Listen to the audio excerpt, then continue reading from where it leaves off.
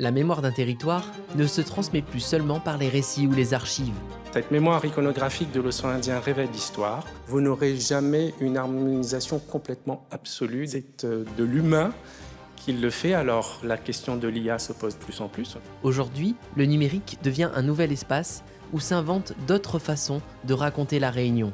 C'est un des premiers projets qu'on a fait en VR et c'est une expérience immersive. Et là, on est à la frontière du thriller historique et de la science-fiction.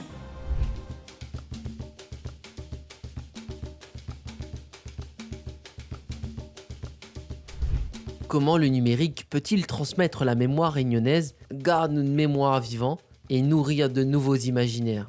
Entre narration, patrimoine et création artistique, c'est l'espace roncosé et en l'hérisement de l'écriture numérique qui servent un mémoire vivant, un mémoire partagé.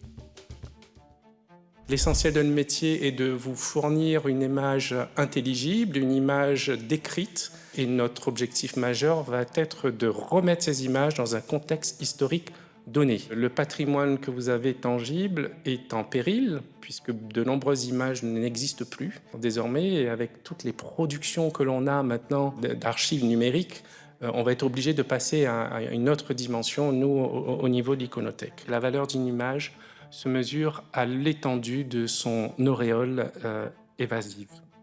Comment on peut fabriquer des discours qui tiennent compte d'un existant, d'un contexte, d'une mémoire, d'une réalité, et comment on peut les apporter à des personnes qui vont le recevoir selon différents contextes de réception, selon différentes typologies et selon différents ressentis. Je présente la mémoire comme un mouvement oculaire entre l'avenir d'hier et le passé de demain qu'on va construire, mais entre les deux, il y a un présent.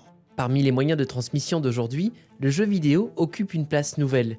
Il permet d'apprendre en jouant, de découvrir un territoire et d'entrer autrement dans la culture réunionnaise. Alors grâce aux jeux vidéo, on peut apprendre pas mal de choses. On peut apprendre par exemple que ce soit l'anglais, que ce soit le patrimoine, que ce soit l'histoire. Vraiment, c'est un outil qui permet d'apprendre et tout en étant immersif dans le jeu vidéo. Parce que là, en fait, tous les acteurs de cet outil, et moi-même utilise ça, et aujourd'hui, je suis fier d'utiliser ça.